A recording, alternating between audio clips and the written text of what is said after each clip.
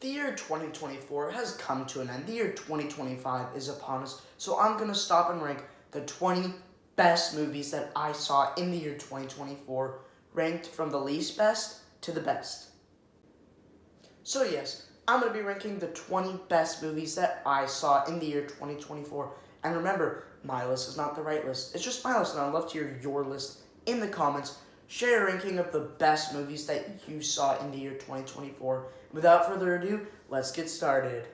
In 20th place, Ghostbusters Frozen Empire. Now, I like the Ghostbusters franchise. I think that it is a good franchise. I specifically like the first movie and Afterlife. I think those two movies are great movies.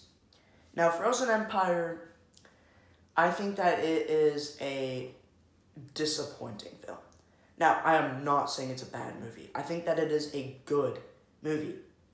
The reason why I'm saying it's disappointing just because I think Afterlife was a great and fantastic movie, and Frozen Empire is definitely a step down from that movie. So that is why I'm saying it is disappointing. But again, it is a good movie.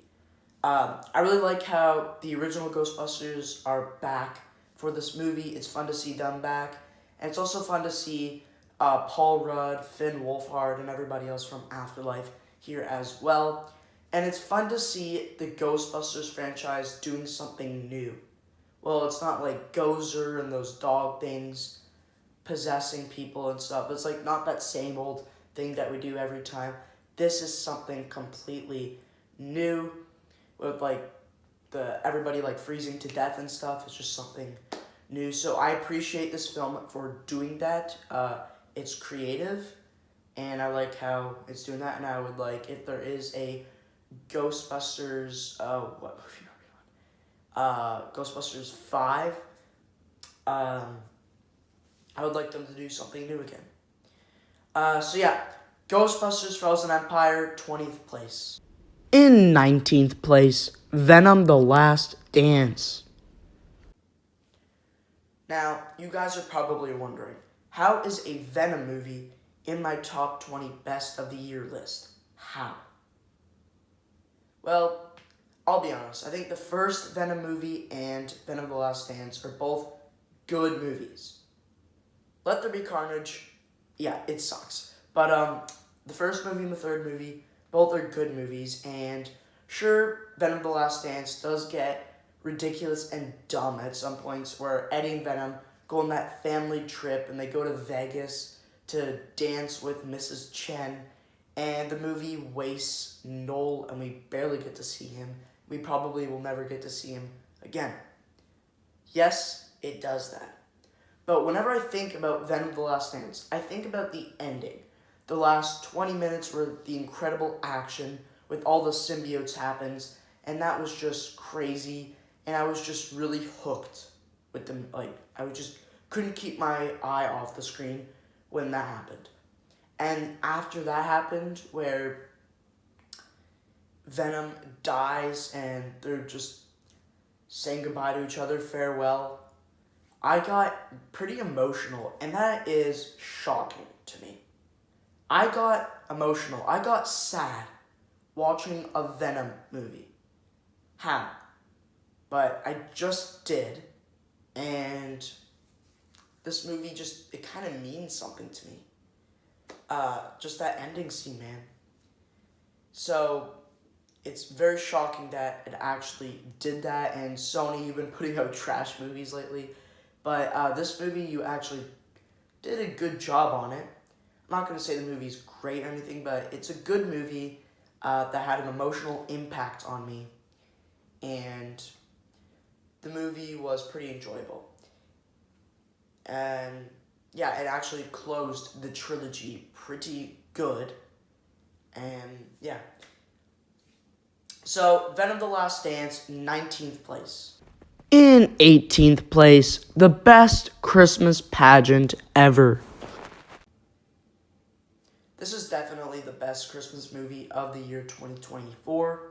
It really didn't have much competition. The only other Christmas movie that I can think of that came out this year was that really bad movie they call Red One. which really, really sucked. So, yeah, really no competition. So, yeah, the best Christmas pageant ever gets awarded the best Christmas movie of 2024. If you guys don't know what this movie is, it is from the director of The Chosen, which is a TV show that I've only seen like the first 3 episodes of,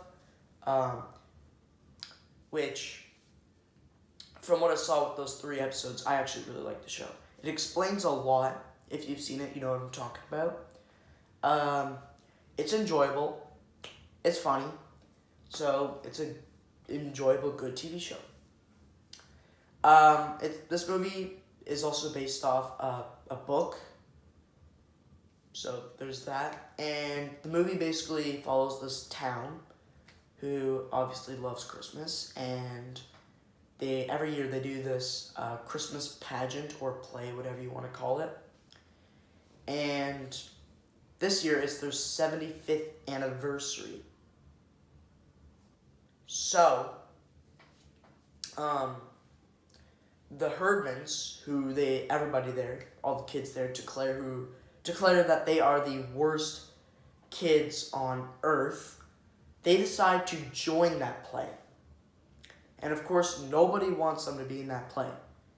But this girl named Beth, who the movie follows, basically, and her mom, as being the director, refuses to kick them out of the church where they do the play. So, the movie was actually pretty fun. It was a fun Christmas comedy. And it was also really fun to see them make the pageant play, whatever, with all the drama that comes with it, because the Herdmans are there. So they actually make it pretty fun. But that ending scene where it was actually like really cool to actually see them do the play. And that like just came to my head, and I was like, I kind of want to do a play, Christmas play. Seems fun to me. So I was watching it, and then the ending scene, man, where one of the Herdmans, like the main girl, I think she's like the oldest or something, she takes care of them because their mom works late or something. Anyway, she like comes out, she's playing Mary. She puts the baby in the thing, I forget what it's called, and then tears just start to roll down her eye. And you know what happened to me? I got emotional, not in a sad way, in a happy way, because she learned what Christmas really is. And that means something to me. I just really like when people learn something important, and she learned what Christmas is. And that just really meant something to me. So I'm definitely going to be watching this movie every Christmas season for sure. So yeah, the best Christmas pageant ever, 18th place. In 17th place, Sonic the Hedgehog 3. This is by far the best movie in the Sonic the Hedgehog trilogy, especially with Shadow. He is like the coolest character, and he is amazing in this film, especially with Keanu Reeves voicing him, and Keanu Reeves just does an amazing job at voicing Shadow. And of course we got Ben Schwartz in here voicing Sonic, and he does a great job, like always. And instead of one Jim Carrey, we got 2 Jim Carreys in this movie, so double the fun. And this movie is just awesome in every way. The action is awesome, and it feels like everything is at stake in this movie. And we got Shadow's emotional backstory with Maria and how she died. And we got how, like, I honestly thought Tom was gonna die. But he didn't, which is good. We don't want Tom to die.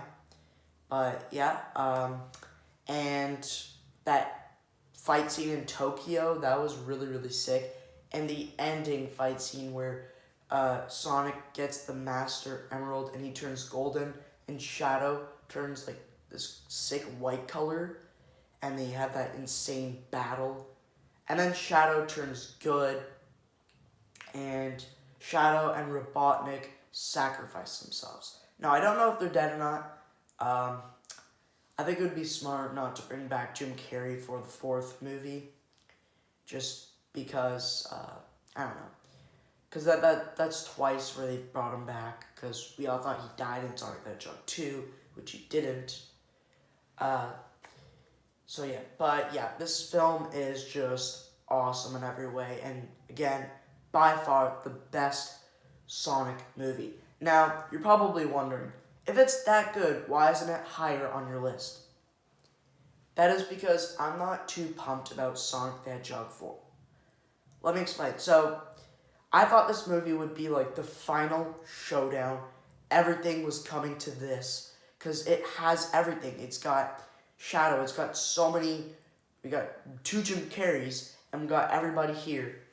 And I thought there'd be some major emotional deaths, which there is. Shadow, Robotnik, that commander guy in the beginning, Maria.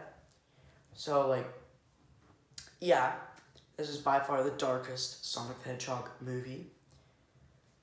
But still, I thought they would just end the trilogy here, and it would just be epic, which it was epic. Just, I wish they ended it here.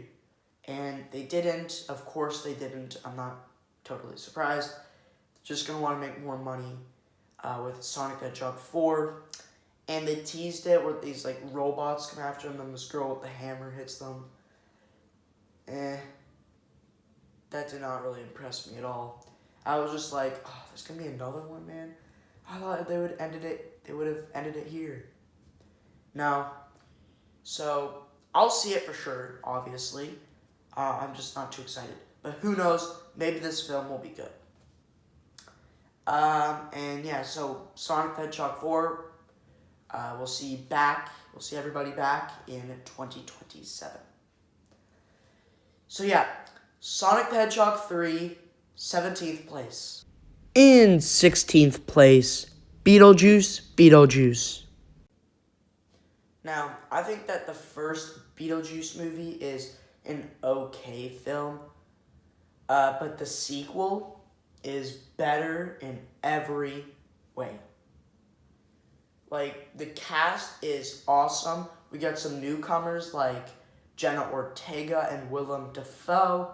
We got the returning cast like Catherine O'Hara, Winona Ryder, and of course, Michael Keaton as Beetlejuice. And Michael Keaton is just hilarious in this film, and he gets so much more screen time as Beetlejuice in this movie. Because the first movie, we actually didn't even really get to see Beetlejuice that much. And that was ridiculous because the movie is literally called Beetlejuice, and it should be, like, he should have so much more screen time. Well, in this movie, still, he could have had more screen time, but a lot more screen time than he had in the first movie. And this movie is, like, hilarious. Such a fun horror comedy. There's a lot more kills in this movie, and we got an interesting villain. This, like, kind of like Frankenstein girl who, like, oh, sorry, not Frankenstein, Soul Sucker. Why did I say Frankenstein? Because I was thinking of how she, like, stapled herself together.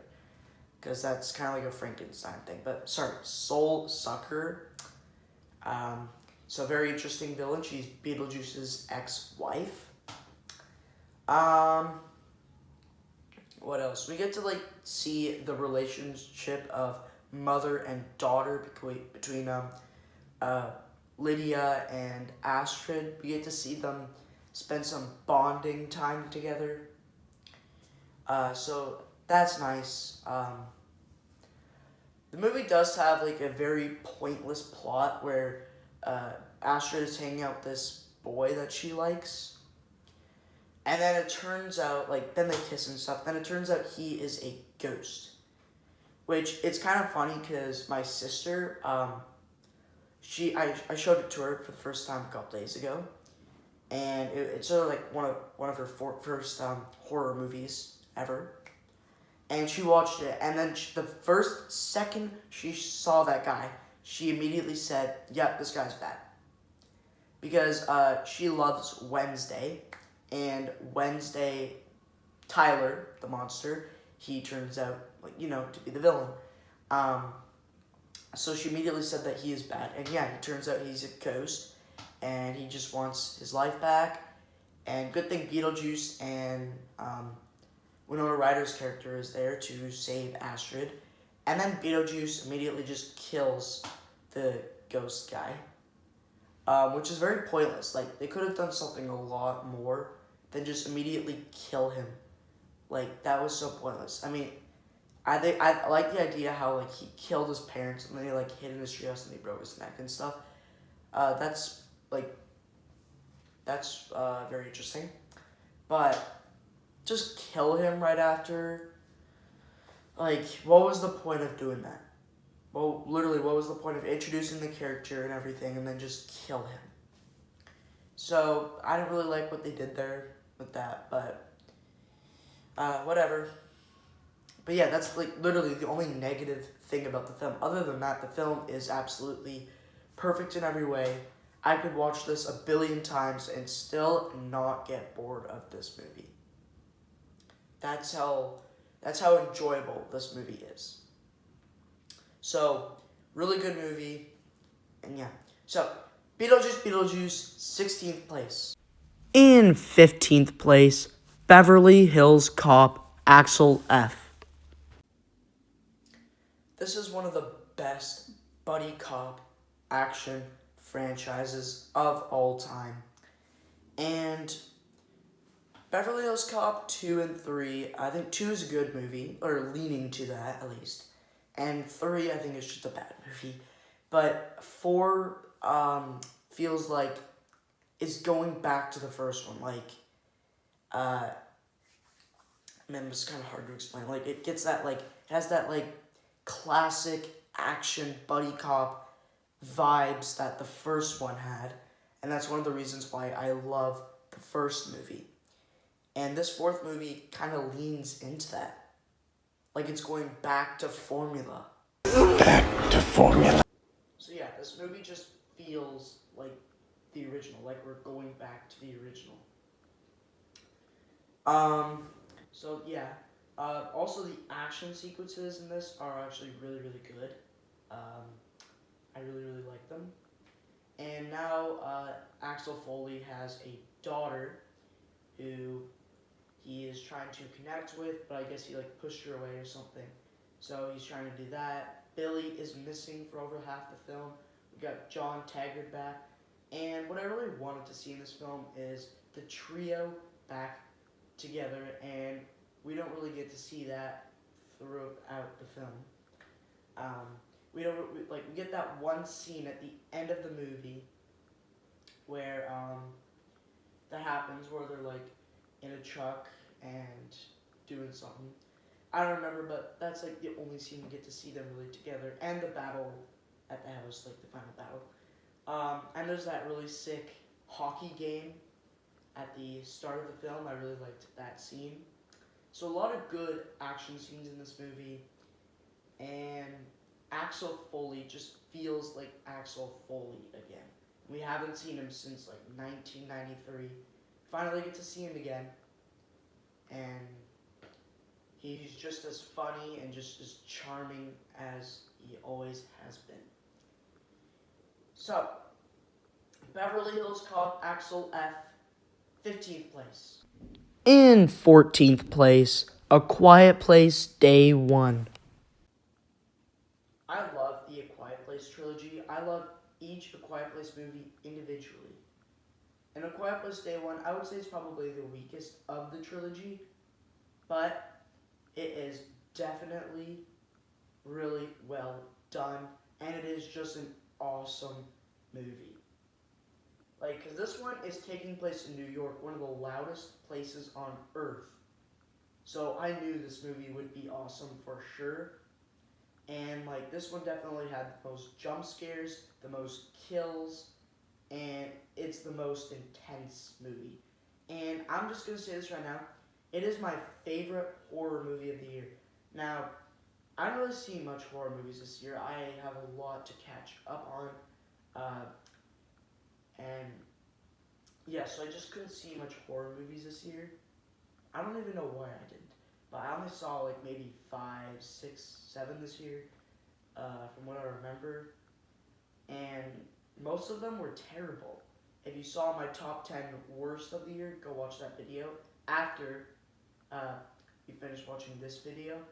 Then you will know what I'm talking about. But yeah, so yeah, Quiet Place Day 1. Well done. Best horror movie of 2024. But anyway, we also got Joseph Quinn in here. He actually has been, like, he's had a great year. He had this, and actually, he's gonna have 2 movies in a row side by side. You will see his next movie literally right after this. So there's that. So Joseph Quinn, just a great year for movies. And yeah, so Quiet Place Day 1, 14th place. In 13th place, Gladiator 2. Now, the first Gladiator film from 2000 was one of my favorite movies of all time. Gladiator 2, not even close to as good as the first one. But still, Gladiator 2 is still an awesome movie. The action sequences in this movie are sick. Like the monkey scene, the rhino scene's hilarious where the rhino literally hits the guy and he goes flying. That was hilarious. And the shark scene, that is sick. It's still a little ridiculous there how they got all the water and the sharks in there. But still, sick scene. And the cast, man, we got Paul Mescal, Pedro Pascal, Joseph Quinn, and, of course, Denzel Washington. He is amazing in this movie. Just so good. And this movie, I didn't expect it to be even as close to as good as the first movie, but I expected to have a good enough time in the theater and see some sick action sequences and see Denzel Washington have the time of his life in this movie. And that's exactly what I got. Now, there is one thing I wish, which is I wish that we got to spend more time with Lucius, Paul Mescal's character, Lucius, who is Russell Crowe's character from the first Gladiator's son. Confusing there. But anyway, I wish we got to spend more time with Lucius's wife. We only got to see with one scene that they killed her off. I wish we got to spend like a little more time, like maybe 10 minutes or something, with them like together and just like see how much they love each other and all that stuff. Then it would have more of an emotional impact on me. But like then I watched and I was like I just didn't care that she died, just because we got to spend no time with her character. So obviously I'm not gonna care if she died or not. But if they did, I think I would care a little bit more than I did. But anyway, that doesn't really matter. Still an awesome, great movie. And yeah. So, Gladiator 2, 13th place. In 12th place, It Ends With Us. Now, I have not read the books that this movie is based off, so I had no knowledge on the movie. I just saw the trailer and I was like, it looks fine. Looks like a fine movie. So then my mom got me to go to the theater, and she does not like going to the theater at all. So I was very curious why she wanted to go to the theater, because this is like her only time going to the theater. She goes like maybe once or twice a year. So we went to the theater, and I thought we were going to go see Borderlands. And I wanted to see Borderlands just because everyone was saying it's so bad. And I just wanted to see what everybody was talking about. And I had to see it. And I didn't see it yet, obviously. And then it was either going to be that or like something that I've already seen that came out that month. Maybe Deadpool Wolverine, which I've already seen like 5 times. Maybe she wanted to see that, but nope. Then she said, do you want to see It Ends With Us? And I was like, sure. I just wanted, hey, my mom's out of the house to see a movie. I'm going to say yes. So we saw it, and I just kept saying to myself, I'm not going to like this movie. 30 minutes into the movie, I was just very interested in what was going on, and I actually really liked this movie. And one of the reasons why I really like this movie, well, the first reason just because Blake Lively's in it, and she is amazing in this movie. She's normally amazing in all her movies, but she's just incredible in this movie. But the main reason is because it's basically teaching you a lesson how Blake Lively's character, Lily, uh, like she isn't noticing. She's dating this guy Ryle, and she isn't noticing that he actually keeps hurting her. And one time she actually notices. And so then once she does, she like they have a kid and stuff, and she has like the title drop where she tells her baby it ends with us, and she tells him that she doesn't want to see him anymore. So yeah, and that's basically saying like if someone's hurting you or whatever, just end the relationship they're in, or it's not a relationship, and it's like your friend or something, just end it. I don't know, but that's basically what the movie is saying. How it's not only Ryle that's hurting her. Her dad really hurt her by beating up her old boyfriend, who she actually gets back together with at the end of the movie. So yeah, that's really what I love about this movie. And it just was made very well, and I don't think people are going to be putting this in their top 20 best of the year, but this movie just really stood out to me, and I keep just remembering this movie. So that's why it's going in 12th place. In 11th place, Wicked. Now, when the first trailer for this movie dropped, I was not excited for it. I thought it would just be like The Wizard of Oz, and I personally do not like The Wizard of Oz movie. Or it would just be like this weird musical, just like that terrible movie called Mean Girls, not the original from 2004. I really like that movie. I'm talking about the one that came out this year, the stupid remake musical. I hate that movie. Anyway, I thought this movie would just be like the musical, even though I've never seen the musical, but I just assumed it wouldn't be very good. I was blown away when I saw this. First of all, the songs in this movie are really, really good. They are just, like, I will listen to that soundtrack whenever. That's how good it is. Like, I wish this one, like, made $1 billion. I think it should. Because Moana 2 does not deserve it, because Moana 2 was a very disappointing movie, and the songs in that movie were not memorable. When Wicked deserves $1 billion, awesome movie, and the songs that are in the movie are super memorable and really good. So, I'm going to be jamming all those songs. Ariana Grande is awesome in this movie.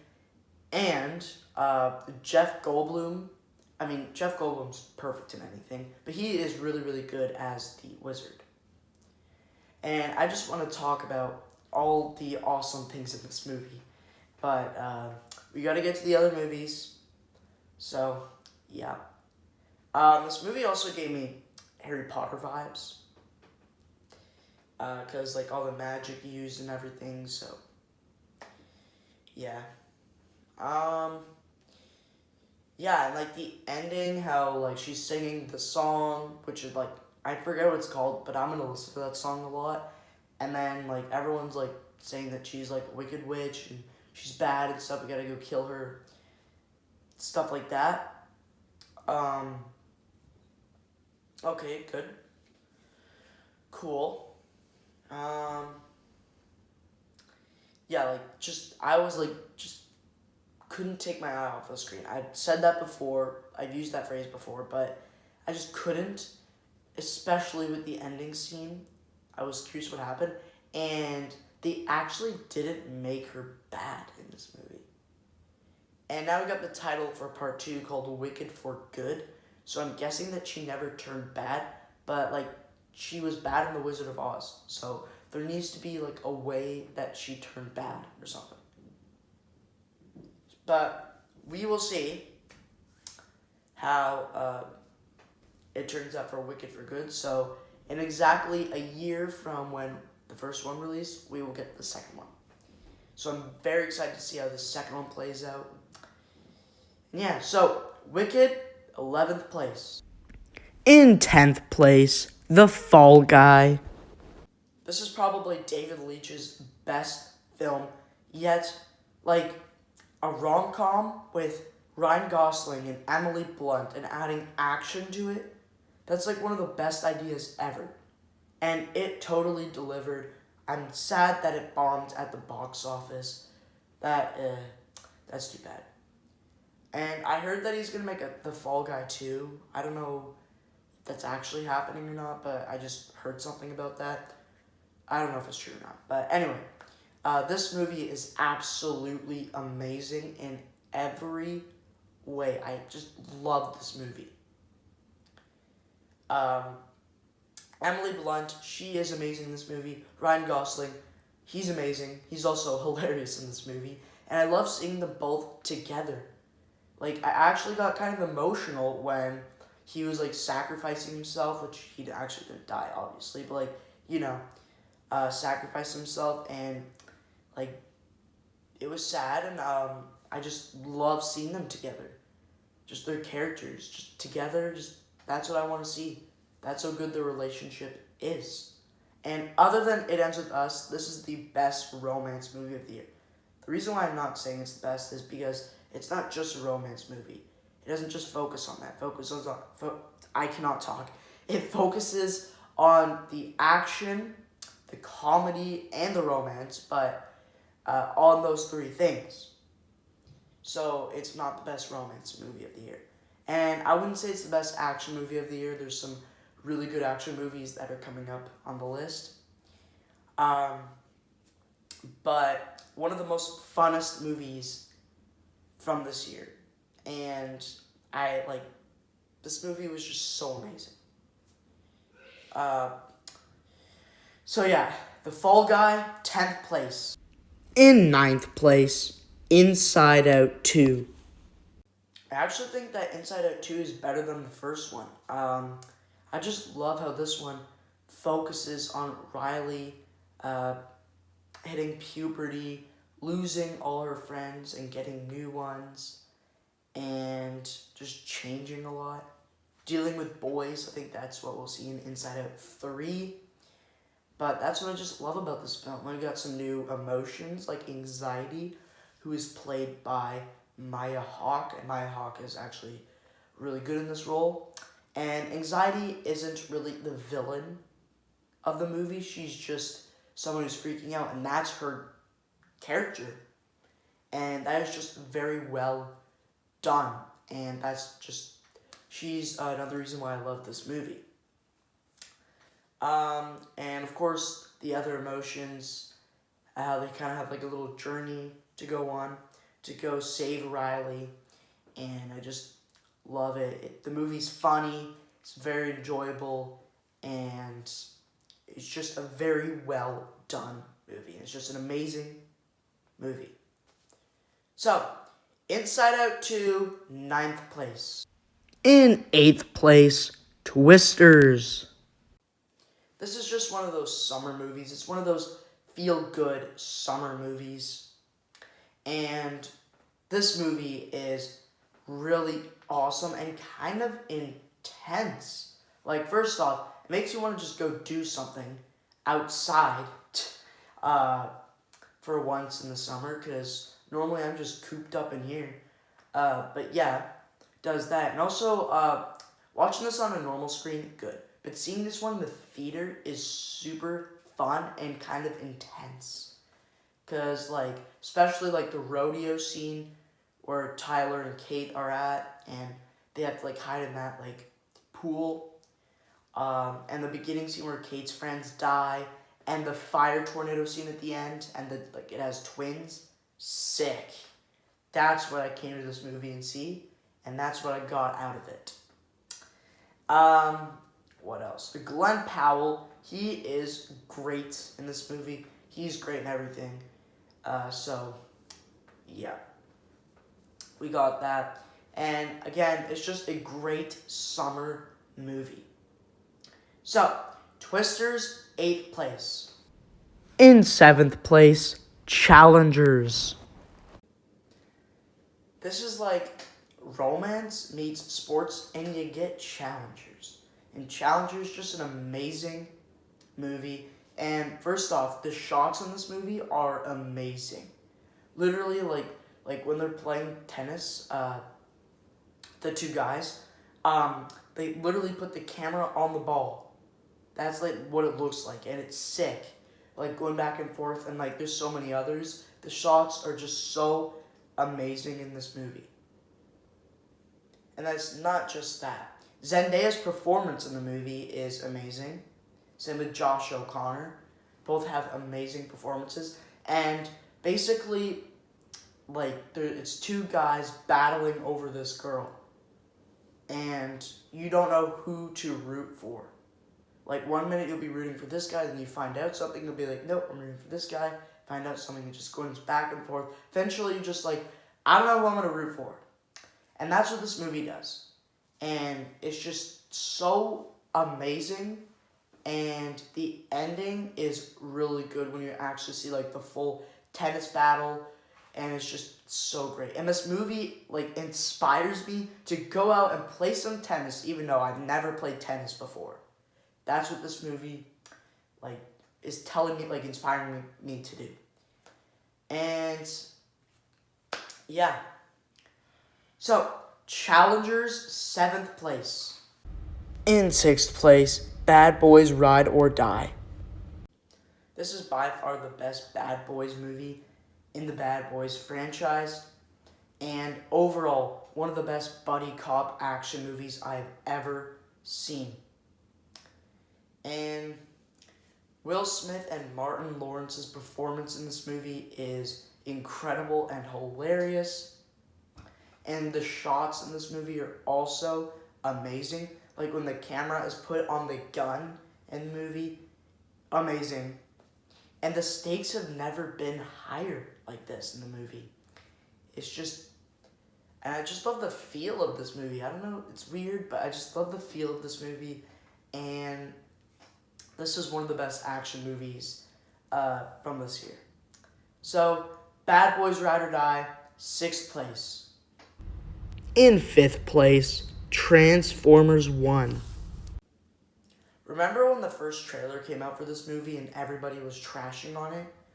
And then the second trailer came out and we're like, actually, that's not that bad. And then we all went to go see it, and we were just like amazed.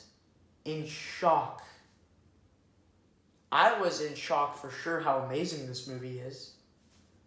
And it's definitely one of the best animated movies I've ever seen.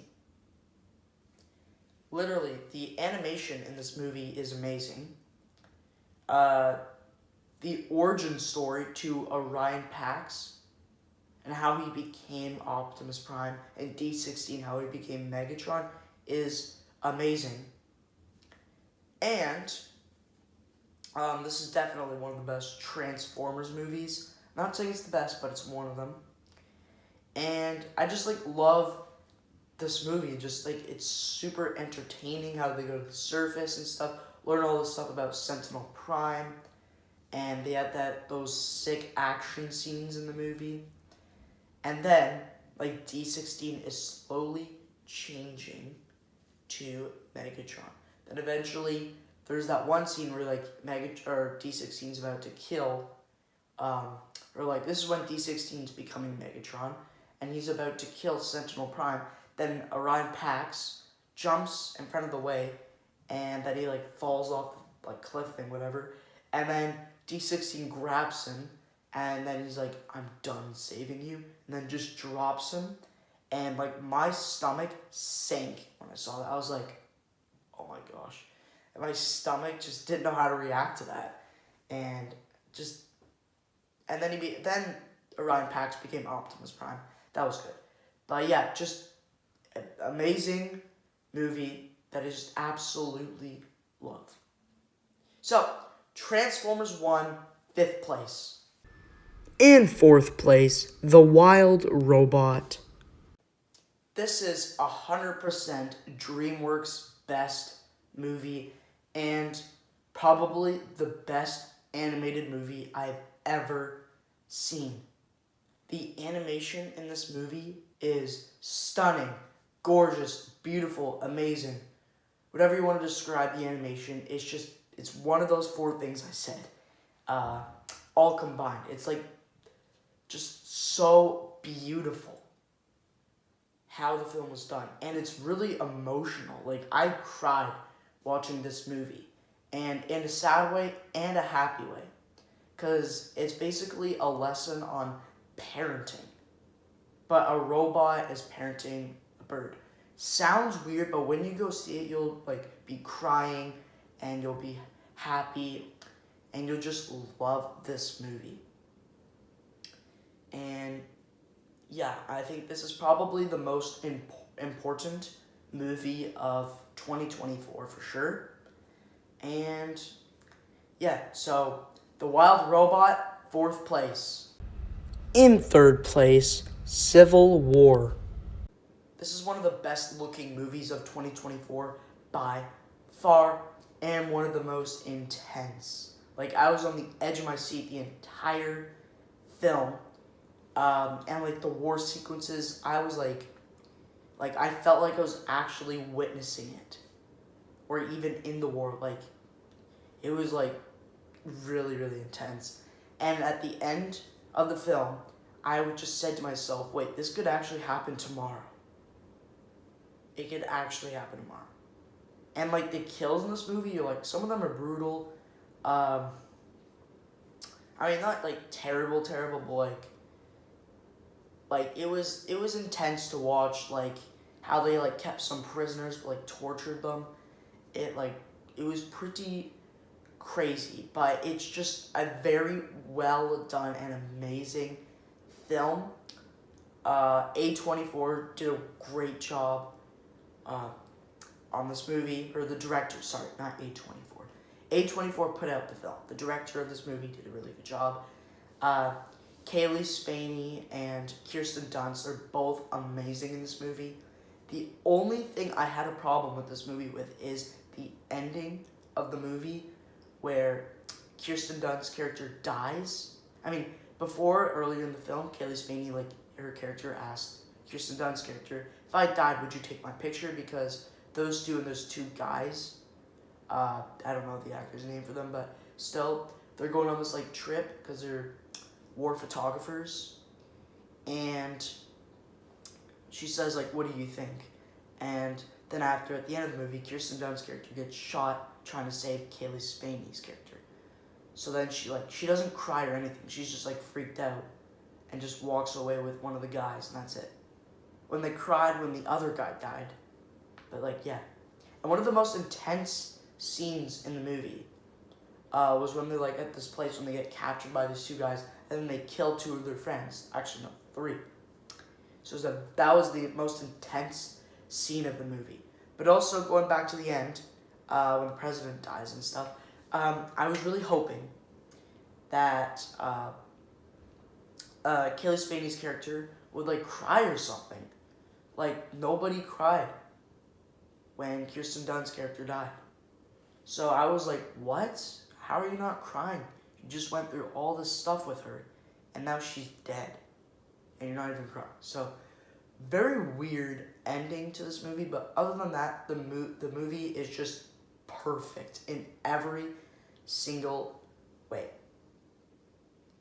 So, most intense movie of 2024, probably the best looking movie of 2024, and yeah. So, Civil War, 3rd place. My runner-up, Deadpool and Wolverine. This is for sure the best comic book movie of 2024. Didn't really have a competition.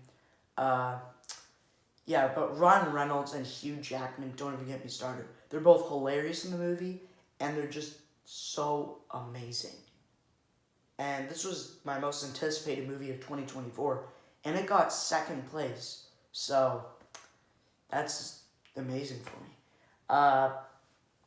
So there's that. The action is great, and the cameos with the returning characters like Blade, Gambit, X-23, Elektra. It was like amazing to see them again. Had that big battle, and Cassandra Nova. She was a cool villain, and just an amazing movie. And I'll always remember this movie because I'll remember it's the best comic book movie of 2024. When really, again, it didn't have a competition. But yeah, just well done. And I want to see one of these like duo movies again. Maybe like Deadpool and Spider-Man. That would be sick. And one of those like, and this movie will have a legendary opening scene where Deadpool is dancing the bye bye bye. Best opening scene I've ever seen. So, Deadpool and Wolverine, second place. But in first place for the best movie I saw in the year 2024 and one of my favorite movies of all time, Dune Part 2. This is just one of the best movies I have ever seen. The movie is just so well done, and literally I can't even talk. This movie is just so amazing, and I just love this movie so much. Timothée Chalamet and Zendaya are amazing in this movie. The villains are great in this movie, and just the sandworms, the action, all of it. Just give me more. I want to see Dune Messiah, but that won't come out till December of 2026. But still, Dune Part 2, like, best movie of 2024. Woo! So there you have it. Dune Part 2. The best movie that I saw in the year 2024. Yeah. So, we are in 2025 now. So, I will be doing my most anticipated movie list of 2025 sometime soon. If you guys enjoyed this video, like and subscribe. Don't forget to comment the best movies that you saw in the year 2024. And see ya.